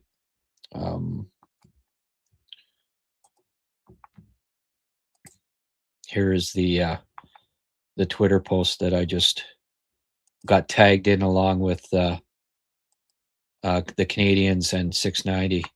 100 NHL games. How about 50? Seriously, how about 20? Okay, then say 10. So what the hell about one game? And the eye roll. And this guy considers himself, has the audacity to have a Habs avatar. Like, I consider people like this, whoever this, of course, anonymous Twitter poster is. I don't consider guys with that attitude and that outlook to be true Habs fans. If you're like, anyway, that's fine. Everyone's entitled to whine and complain and think that they're funny, and all they're being is ignorant and obnoxious.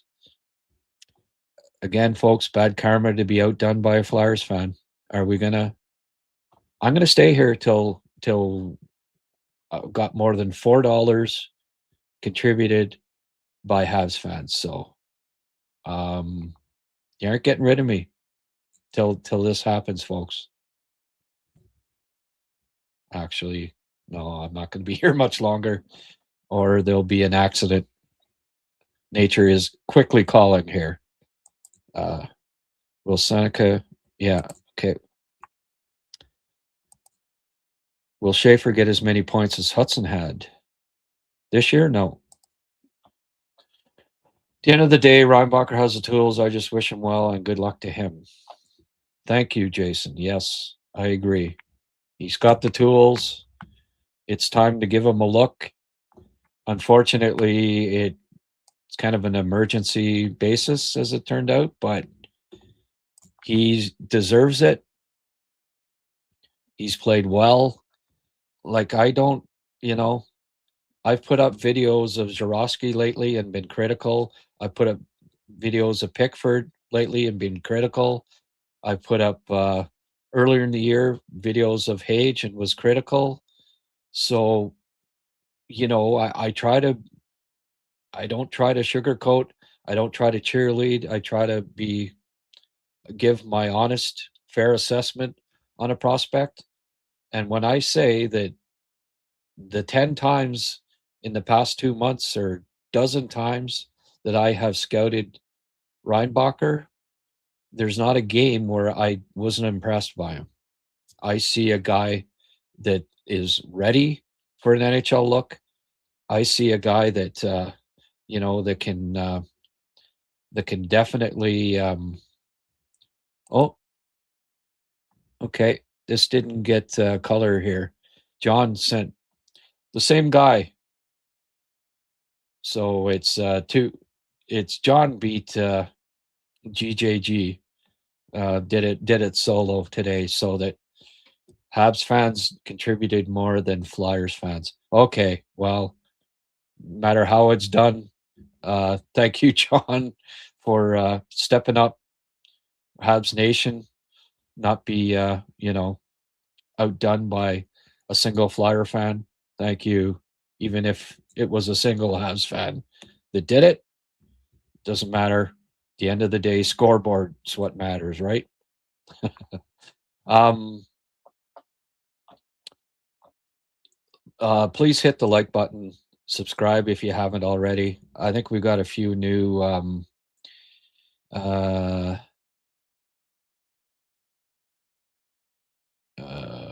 David Cook. How many points would Demov have? That's 12 hours over the season. Demidov is better. David, only thing that matters to you is points per 60.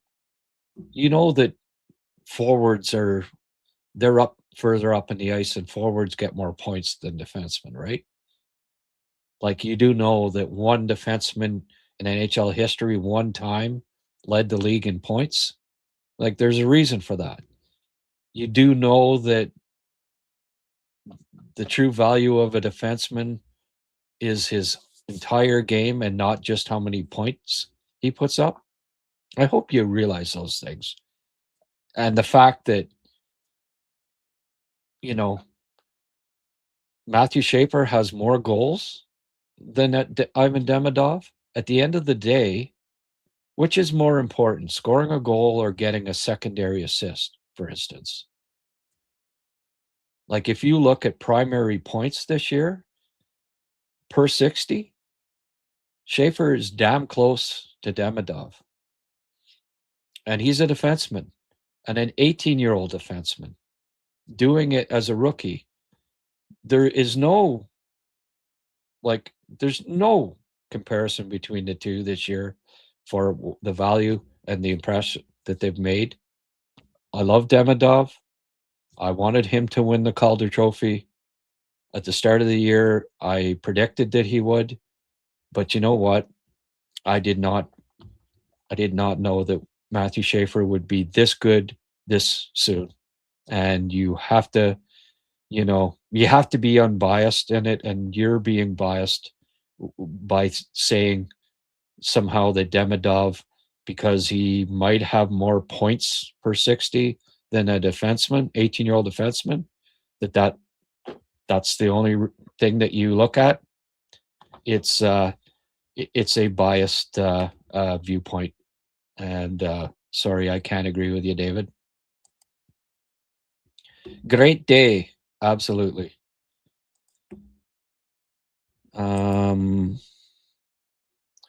Will Schaefer? Oh, sorry. Got to get caught up here.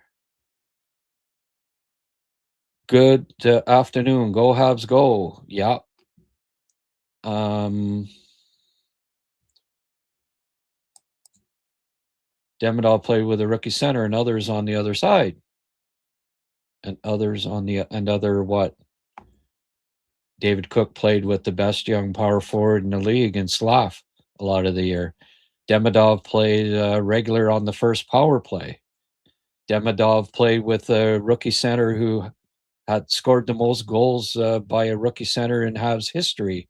So, yeah, he happened to play with a very good rookie center. Do you know who Schaefer played with? No way. You're completely judging this on Demidov and not factoring in Schaefer at all. You're just thinking Demidov. Hey, your eyes say that Demidov's a more talented player. Okay. Well, your eyes are wrong. He's as talented, but again, it's not a vote for most talented player. It's a vote for Rookie of the Year, and it's not even close. David, thank you. You're not changing my mind. You can. You're more than welcome to think that Demidov it was better this year, but it's biased opinion, and we'll just leave it at that. Not taking an L. That's easy. Keep donating, Habs fans. Uh-oh. JGJ just Flyers took the lead again here, folks. I don't know, man. You know what, Dave? You're gonna have to just let it go, buddy. Okay.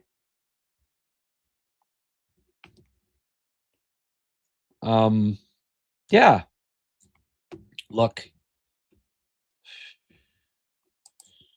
lack of right-hand depth, D is going to hurt. Absolutely. Well, folks, we can't let, I'm sorry, but we cannot let one Philadelphia Flyer fan outdo everybody else here. But if I don't go do a little something right now, it's not going to be pretty. So I'm going to be gone for 1 minute here. And when I come back, I'm hoping that, this changes this, the fact that one Flyer fan has outbid every Habs fan that watches this. Personally, I'm taking it a bit personally here. All right. I'll be right back. I hope to see a change in this.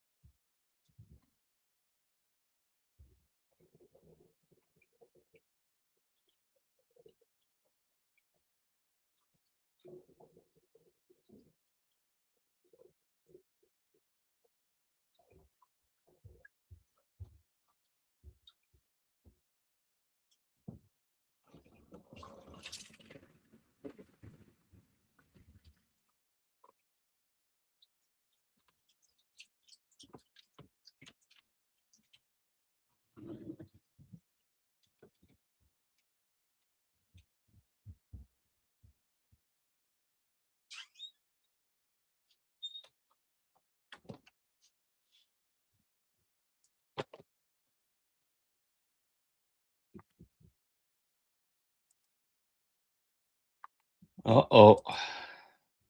I come back and I see 0 comments. Uh-huh. All right.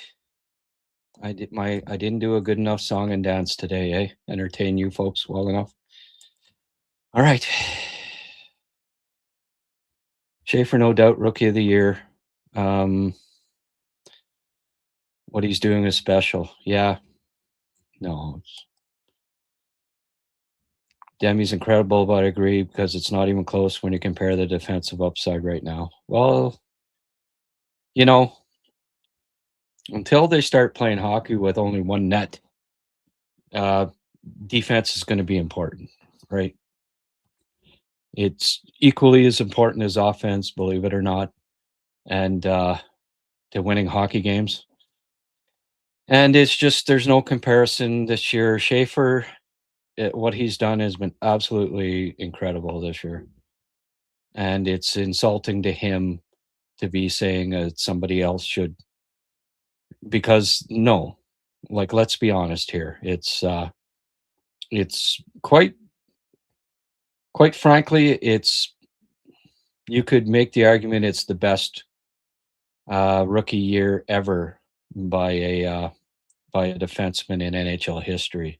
So to say, oh no, a 63-point guy forward's got to get it over him because he stick handles a little more fancily sometimes, it would be an abomination. So how valuable will Hage's contract be once he comes? 3 years of that rookie contract adds so much to the team if he produces as expected. Yeah. Well, will it be a 3-year contract? Like it'll be it probably burn next year, right? So it can't be 2 years type thing. Do I have a pro comp for Reinbacher? Michkov. Reminds me of Michkov.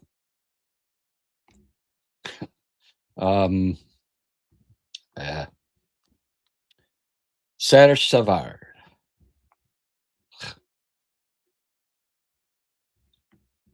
I'm not huge on the comps. He's kind of his own.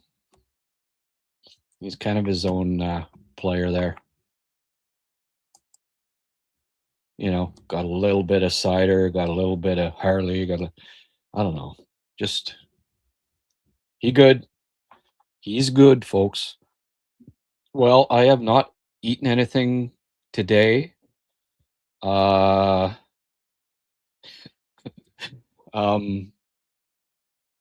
go out shopping. Gotta get some dog food. Kind of hoping somebody throw a couple bucks here so that we can say that we didn't get outbid by a flyer. Come on, just do it, and I'll wrap this up. Okay.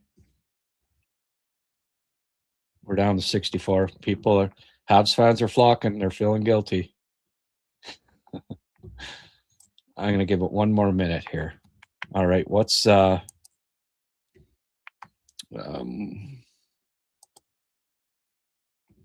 are people saying on the Twitter?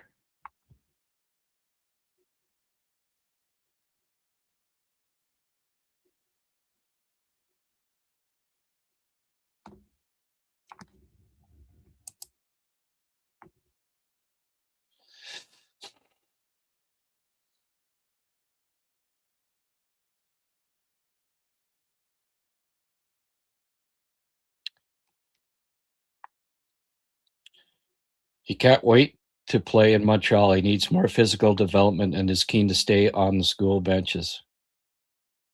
That's a quote from Pat Brisson regarding his client, Michael Hage. There you go. There you have it. He wants to be more physically ready to jump right in. Doesn't want to play any time in Laval. Right to the Habs, right? Be ready to come and just fit right in. So good for him. It's a mature decision. I don't, yeah, I'm a little bit disappointed that he's not helping the Habs right now. But you know what? They've got enough bodies here. Oh, did somebody? What happened here? Oh God. It's GJG again. Do you have a pro comp for Reinbacher? Oh, yeah, right. Michkov. Another 5 from GJG. Okay, buddy. I guess you win the day. So that's 9 for the Flyer fan, $3.99 for or $4.99 for Habs. Huh. Okay, guys. Thanks, Grant. Missed most of the back in the day, Jay. There you go. Boom. Take that, Flyer fan. We got back in the day, Jay. For Susie, 100 tonight. 100 points tonight for Susie. Yes. So 10 cents for every point. That's Canadian. Is yours not in hadn't thought of that. So you've contributed $9 US. That's true. So you're at about 12, 13, and Canadian, we're up to $14.99. Slight edge to the Habs guys there, GJG. Sorry, but right, I hadn't thought of that. So that's $9, which would be about 12, I think, right? So $14.99 to 12. Habs fans, you came through. You came through at the last minute here. Whew, thank goodness. Drum Dude, Thanks, Gret. Missed most of the show. Been watching for a while, though. Hope to see young Reinbacher on the ice soon. Yes, sir. Every day is a good day when you chat Habs, young man. Young man. Young man? You talking to me? Thank you, Kevin. Best compliment I've had in a while. Reinbacher will be what Dumoulin was for Pittsburgh when they won back-to-back cups. If he's better, then great. There you go. $11 US. So there you go. Yeah. You lose, GJG. Habs fans. So we'll see. Like, did Montreal win 14-11 on the last night of the season now? That'd be funny, eh? Ended up Montreal 14, Philadelphia 11. Demi's going to be a superstar, but Schaefer could be the best defenseman in the league at some point. Both teams are both lucky. Oh, frig, yeah. Yeah, Demidov's it's like, it'd be like, I don't know, Bobby Orr's rookie season, the best forward of that year. And you making the argument, oh, no, this guy had more points per game than Bobby Orr. So, well, fine. And yeah, he's a fine player, but he's not Bobby Orr, right? Bobby Orr was the best rookie that year. Doesn't mean that the best forward in that rookie class turned out to be a superstar, turned out to be a great player, but he just wasn't Bobby Orr, right? So that's okay. That's okay. Demidov was picked 5th overall. Matthew Schaefer was a 1st overall pick. You know what? He's supposed to be better. And also, Schaefer's Canadian, Demidov's Russian, right? If you want to, I don't know. I'm a little patriotic, and at the end of the day, as much as I'm a Habs fan, I'm also a proud Canadian. And down the road, when in Olympic Games, when Russia finally gets out of Ukraine and they're allowed back in them, and it's Russia versus Canada, you know what? I'll be pulling for Schaefer to stop Demi on a breakaway. Sounds like Goalie will take Dawson's spot today, and Carrier is close. Expected back before the playoffs. Ooh, that's bad news. What are you saying? Reinbacher's not expected to play?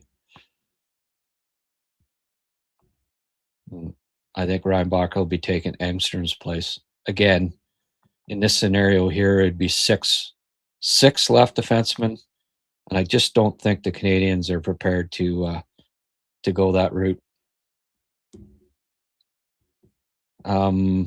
Okay, well, thank you, everyone, for the little battle royale when it came to Habs fans versus Flyers fans, Canadian dollars versus US dollars.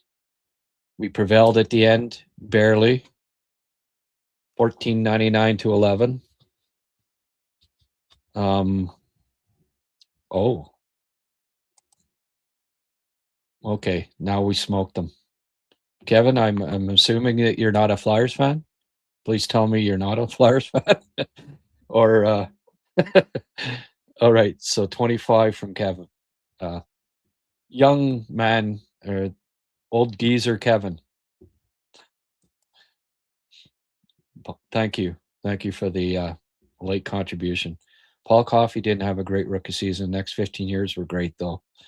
Yeah.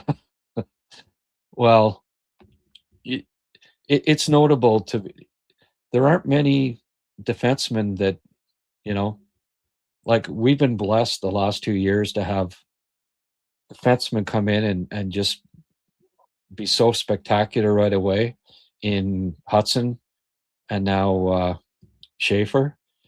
like Makar and Hughes were as well, but Schaefer's even been one level above that. To take a team that had no business being still in the playoff hunt with 2 games left, and bring them to the brink of being in the playoffs is just incredible.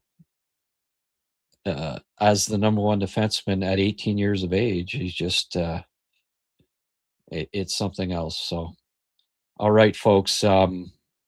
Unfortunate that we maybe got into this Demidov, but I guess it's topical given that they're facing each other again tonight, right?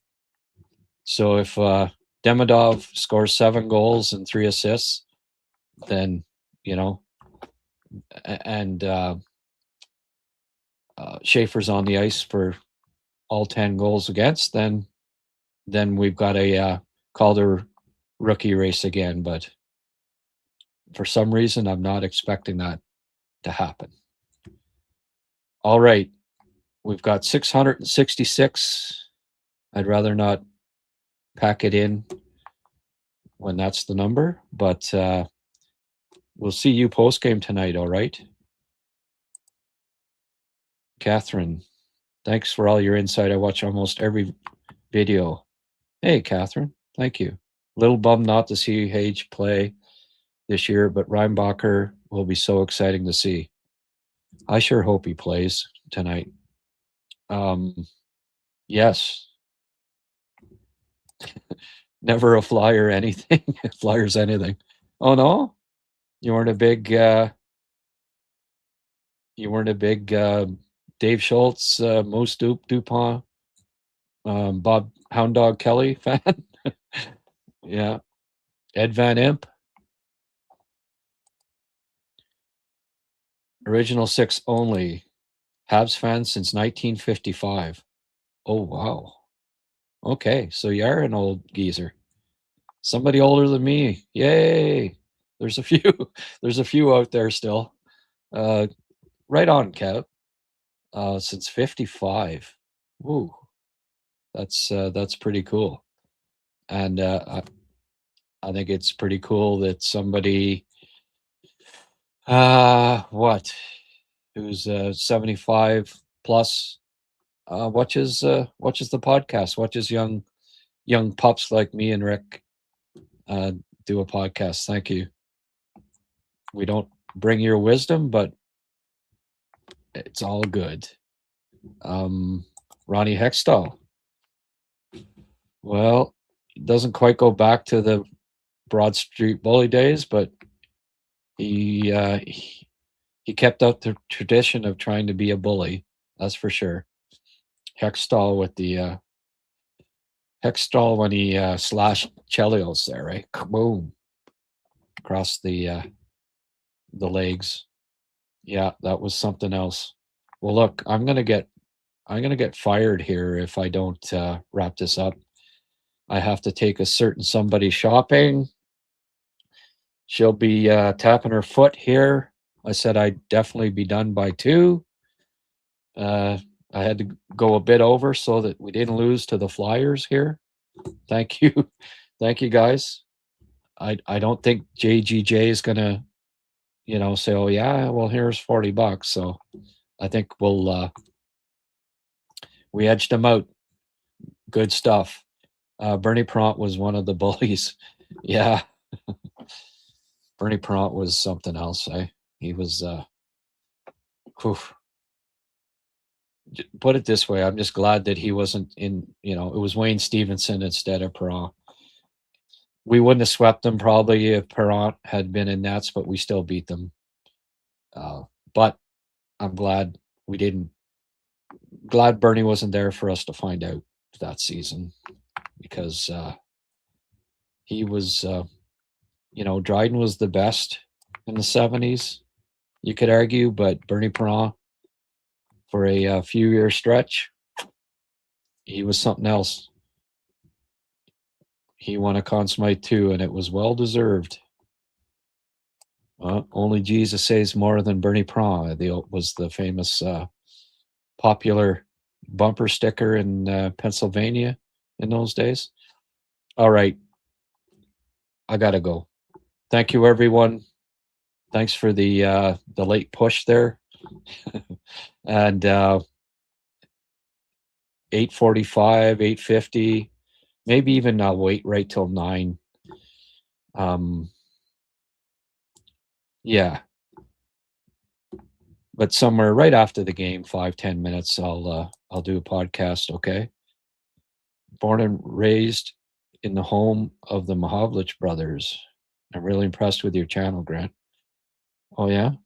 Timmins boy, are you? Northern Ontario.